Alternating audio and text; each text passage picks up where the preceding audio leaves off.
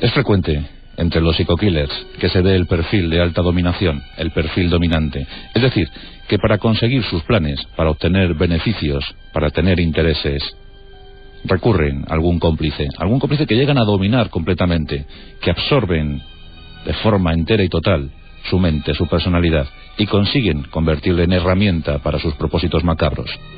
Fue el caso de Bell. Y esta noche los vamos a contar, vamos a narrar, vamos a relatar algunos detalles de esa vida tan peculiar. Bell Brandheil nació en Noruega en el año 1859. Y en principio, como tantos psico-killers, nada hizo pensar, nada hizo suponer que Bell se iba a convertir en lo que llegó a convertirse. Bell había sido llamada para el circo. Sí, era actriz circense. Su padre era un afamado prestidigitador noruego. Y por los pueblos, aldeas y villorrios de Noruega deambulaba aquella pequeña troupe, aquella comitiva. El padre de Bell recaudaba muy buenos aplausos, tenía la gratitud de los noruegos, y su hija adornaba, acompañaba, era esbelta, era buena moza, acompañaba a su padre como equilibrista. Sí, practicaba ejercicios de equilibrismo. Esto debe ser que la marcó, porque luego el equilibrismo emocional lo utilizó ampliamente, unos años más tarde. Pero Bell, como tantos noruegos, como tantos escandinavos, como tantos europeos, quiso buscar fortuna en la nueva tierra. Estados Unidos ofrecía ante ellos. Millones de europeos viajaron a la tierra prometida, buscando hacer fortuna. Bell tuvo muy claro que si salía de Noruega era para hacerse rica. Este fue un objetivo que se fijó desde un principio. Bell quería triunfar, y en los Estados Unidos encontraría un buen tesoro, ya lo creo.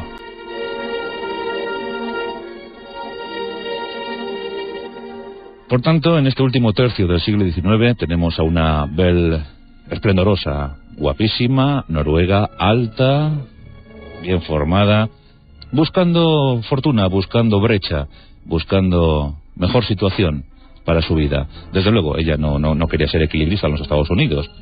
Había que buscar otra posición, otra situación. Y la situación de la mujer entonces no era la más recomendable. No se encontraban todavía a la altura de hoy en día. Por tanto, había que prosperar con la imaginación, había que prosperar buscando nuevos territorios. Y empezó a relacionarse con la comunidad escandinava. En esa comunidad hizo grandes amigos. Incluso consiguió un buen marido. Un marido que no es que tuviera mucha fortuna, pero sí por lo menos los recursos económicos suficientes para tener una vida apacible. Pero claro, Bell se estaba haciendo mayor, y Bell no tenía hijos. Nadie sabía por qué. Nadie sabía si era Bell o el marido, un sueco fornido y estupendo, pero los hijos no llegaban. Por tanto, decidieron adoptar a 3 niños: Lucy, Merit y una niña pequeña, hermosa y sonriente, Dorothy. Bueno, pues estos 3 niños crecían felices bajo la tutela y el amparo de Bell, una madre estupenda y ejemplar. Pero llegó el año de 1900, finalizaba el siglo XIX y finalizaba la primera etapa en la vida de Bell. Ya tenía 41 años y desde luego no estaba resignada, no estaba dispuesta a soportar una vida así. No, ella había llegado a Estados Unidos para otra cosa. Misteriosamente, en ese año de 1900, su marido, el sueco, falleció. Dicen que por una dilatación extrema del corazón. La familia de su marido quiso una autopsia, un nuevo diagnóstico médico.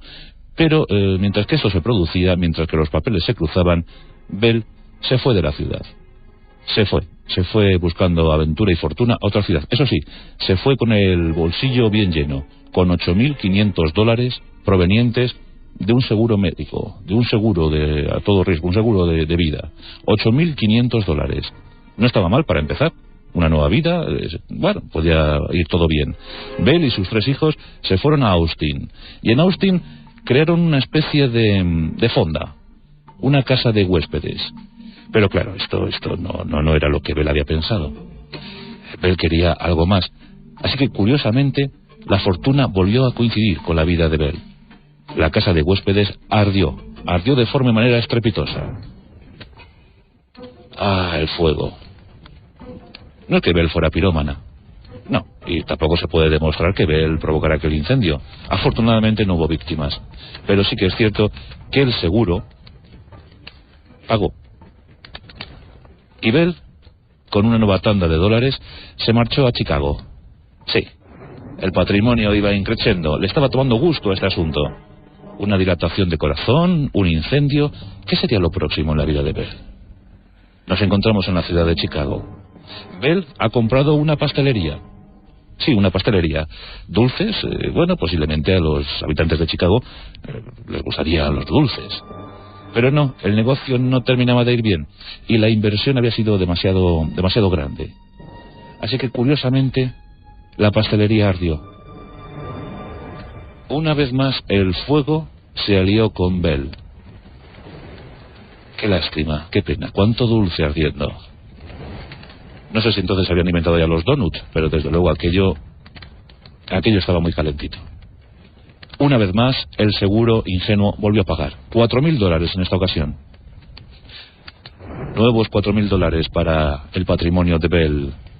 Estaba contenta, estaba feliz, pero le faltaba algo. Ella quería ser granjera, ella quería volver a sus orígenes noruegos. Su padre era prestidigitador, pero todo había empezado en una granja. ¿Por qué no volver a la raíz? ¿Por qué no volver a los orígenes? ¿Por qué no buscar nuevas aventuras? Y el territorio de Indiana se ofrecía espectacular para eso. En Laporte, en un condado de Indiana, había una granja, una magnífica granja, que Bell pagó a tocateja, al contado, y allí se estableció. Claro, Bell ya tenía 44 años, y los 3 hijos. Y claro, pagar la granja había supuesto que su cuenta corriente menguara en exceso. Y claro, los trabajos de la granja no eran los más adecuados para tener una abundante y saneada cuenta corriente. Por tanto, debía buscar algo que ayudara un poco a paliar esa tremenda necesidad económica que Bell tenía, porque es que a Bell le gustaba vivir muy bien, le gustaba tener joyas, le gustaba vestir estupendos vestidos, le gustaba que sus niños tuvieran una buena educación. Así que buscó entre la comunidad de vecinos, y allí encontró a Peter Gunz. Peter Gunz era un hombre estupendo, extraordinario. Un hombre magnífico, decían sus vecinos. Y Peter cayó subyugado por los encantos de Bell, que ya por entonces alaba algo entradita en carnes. Dicen que en esos tiempos Bell llegó a alcanzar 130 kilos de peso y se quedó sin dientes. O sea, estaba desdentada y con 130 kilos de peso. Supongo que la visión no era la más exuberante, no era la Mata Hari que todos soñaban. Pero algo tenía. Su conversación, su inteligencia, su forma de ver la vida, sus amplias miras. Bueno, pues lo cierto es que Peter Gunz aceptó complacido el matrimonio. Se casaron. Los hijos seguían sin llegar. Y Bell se impacientaba. El patrimonio de Peter no es que fuera el mayor del mundo, pero bueno, por lo menos había servido para pasar el trance. Por fin llegó la feliz noticia. Bell se había quedado embarazada. Y ya tenía 44 años. ¡Qué maravilla! Estaba estupenda pensando en su futuro niño. Por fin un hijo biológico. Pero claro, 4 hijos en una casa. 4 hijos. Es que no vamos a poder alimentar a tanto hijo. Algunos sobra. Y no precisamente este que llevo en mi seno. No. Peter Gunz estaba el hombre ya desquiciado. No sabía qué hacer para ganar dinero. Bell le menospreciaba, le humillaba. Finalmente, Peter Gunz murió. También en situación misteriosa, en situación complicada. ¿Qué pasó con Peter Gunz? Nadie supo explicarlo. Nadie supo dar un ardid médico para que se demostrara que Peter Gunz no había muerto víctima del proceso natural de una enfermedad. Bell, afligida, se presentó ante la comunidad de vecinos. Sí, me he quedado viuda, pero yo me basto y me sobro para sacar adelante mi granja. Trabajaré y demostraré al mundo que esta Bell vale mucho. Así que rápidamente se puso a la faena, se puso manos a la obra y empezó a poner anuncios en la prensa. Y además unos anuncios muy raros. Algunos que leyeron esos anuncios no daban crédito a lo que se podía leer. Decía que era, en esos anuncios se ofrecía como joven, hermosa y rica. Me ofrezco para una unión provechosa. Valgo por lo menos $20.000. Eso decía Bell en el anuncio. Valgo por lo menos $20.000. No acepto cartas. Todo aquel que quiera mantener una relación formal conmigo deberá visitar mi granja. Daba la dirección y decía que por lo menos, ya que ella valía $20.000, cada uno que fuera a visitar esa granja debería llevar un patrimonio, debería llevar por lo menos una cantidad que estuviera en torno a los $5.000. ¿Qué menos? ¿Qué menos? Ella ya ponía 20.000, por lo menos 5.000. Ella solo pretendía un buen hombre. Eso es lo que anunciaba. Pues esos anuncios se insertaron en la prensa local y además en la prensa del Estado. O sea que muchos empezaron a sentir curiosidad por lo que proponía la viuda Bell. A todo esto, su hija mayor desapareció. La explicación formal que ella ofreció fue que la había enviado a Los Ángeles para mejorar su educación. Pero lo cierto es que la niña desapareció. Nació su hijo y empezó a criar a aquellos 3 niños. Ah, la paz del hogar, el espléndido hogar de Bell. Fueron llegando los candidatos. Ya lo creo que fueron llegando. Durante un tiempo fueron muchos. Dicen que más de una docena. Otros afirman que un par de ellas. Otros incluso que 3. El caso es que llegaban con su dinero, llegaban con alhajas, llegaban con regalos para Bell. Y lo cierto, porque luego se investigó este detalle, lo cierto es que estos candidatos al poco desaparecían.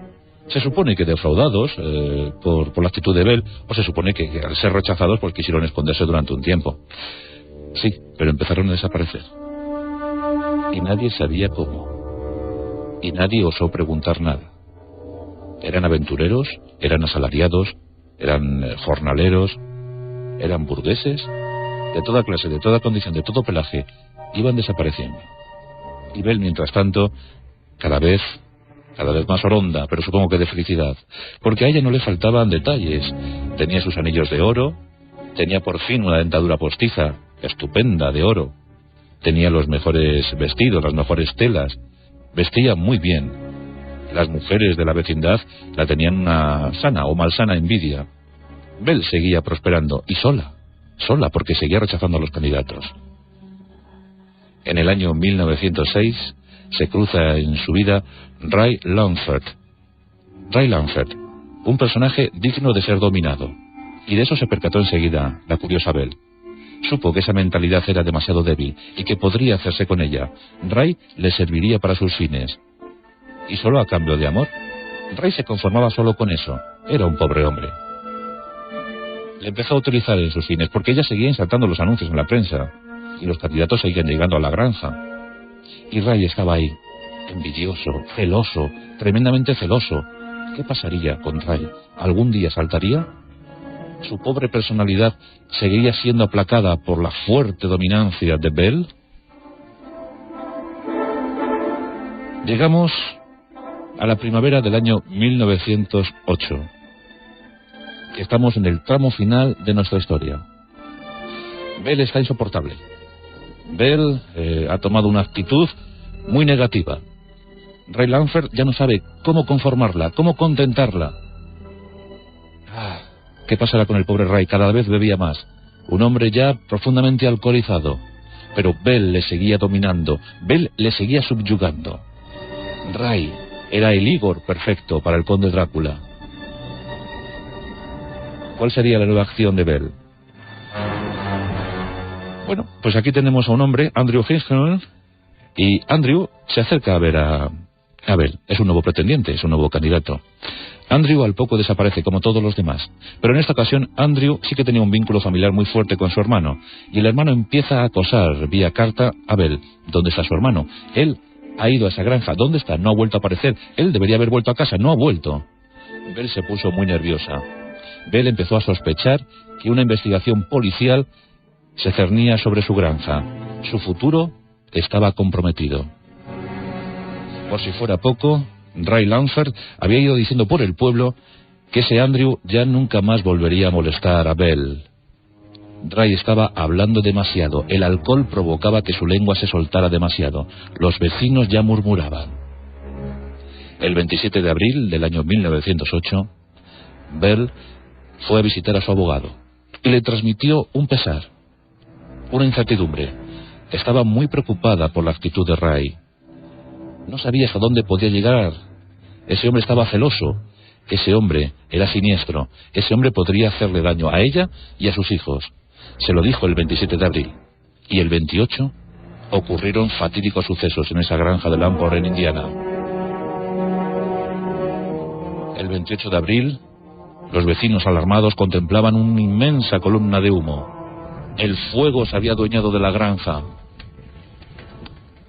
¿Qué habría pasado con Bell? Todos acudieron raudos y veloces. Iban con sus cubos, intentaron apagar el fuego, sofocar las llamas. Fue imposible. Durante horas estuvieron luchando contra el fuego. Aquel fuego había prendido demasiado bien. Cuando consiguieron apagarlo, entraron en la casa, en lo que quedaba de ella, y entre los escombros humeantes encontraron horrorizados los restos de 4 cadáveres. Lo que supuestamente representaba el cadáver de Bell y los cadáveres de sus 3 hijos, de 11, 9 y 5 años. Los niños carbonizados, y ese cuerpo que supuestamente era de Bell, tenía un aspecto muy peculiar, y es que le faltaba la cabeza. No se encontraba la cabeza de Bell. Eso sí, en el cuerpo pudieron identificar los anillos que siempre había mostrado Bell al mundo, sobre todo los últimos días. Los había enseñado, se había preocupado mucho en enseñar esos anillos por el pueblo. Bien, pues en ese cuerpo estaban los anillos, pero faltaba la cabeza. Los forenses dictaminaron que aquel cuerpo no había muerto decapitado, sino víctima de la estricnina, una dosis fortísima de estricnina, al igual que los niños. Buscando y profundizando en el sótano de la casa, hallaron al poco una dentadura postiza. Y todos identificaron esa dentadura como la dentadura de Bell. Sin duda alguna, Bell y sus hijos habían muerto envenenados. Todos acusaron a Ray Lamport. ¿Era Ray el culpable? Víctima de los celos, había acabado con la vida de Bell, a lo mejor por no soportar la visita de tanto candidato, tanto pretendiente. Ray se sentía ninguneado, pero ¿había llegado a tal extremo? ¿Había sido capaz de acabar con la vida de los 4? ¿La vida de Bell y la vida de sus hijos? Sigamos escudriñando en esta historia. A los pocos días, el hermano de Andrew hizo acto de presencia en Lamport, en Indiana. Solicitó una investigación, solicitó una búsqueda por la casa, por los alrededores de la granja. La policía, que ya estaba al tanto de las historias que rodeaban a Bell, no se negó a esa investigación y comenzaron a prospectar el terreno. Al poco se encontraron con una zanja, una curiosa zanja de tierra removida. Allí empezaron a excavar y allí, ante ellos, se ofreció el horror. Al poco de la excavación, a los pocos centímetros de tierra horadada, aparecieron cadáveres. Algunos envueltos en hule, otros desmembrados, decapitados, con los miembros, con las piernas, los brazos seccionados, horriblemente masacrados.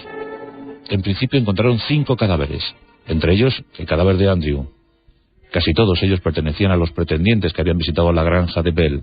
Investigando, consiguieron las identidades de 5 cadáveres, pero siguieron apareciendo. Al poco de seguir excavando, otros tantos, hasta 14 encontraron. Y para añadir la guinda a este macabro suceso, buscando en un pozo, en un olvidado pozo, descubrieron una cabeza. ¿Acaso era la cabeza de Bell? La noticia, como os podéis imaginar, recorrió Indiana. Se supo que aquellos pobres incautos habían muerto casi todos víctimas de la estricnina, del martillo y del cuchillo, además de la sierra. El hacha también se había utilizado.